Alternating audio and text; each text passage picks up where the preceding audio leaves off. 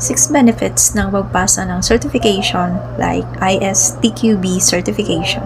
Number 1, mas mataas ang credibility mo agad. Hindi lang pag-aaral ng QA, may proof ka na alam mo ang fundamentals. Number 2, mas competitive ka sa job application. Pag same kayo ng experience ng ibang applicants, may edge ka dahil may certification ka. Then, number 3, mas structured ang QA knowledge mo. Hindi na hula-hula yung testing. Alam mo na ang standard processes at best practices. Then, number 4, mas confident ka sa interviews. Hindi ka na basta sagot lang.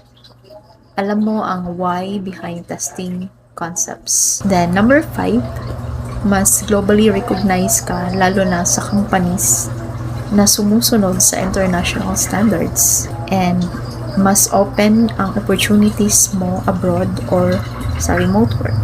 Then number 6, mas mataas potential salary over time.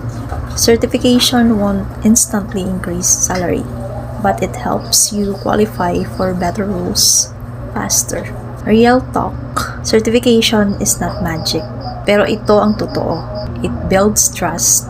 It strengthens your QA foundation. Hindi ka lang pumasa sa exam, nag-level up ka sa career path mo as a QA din.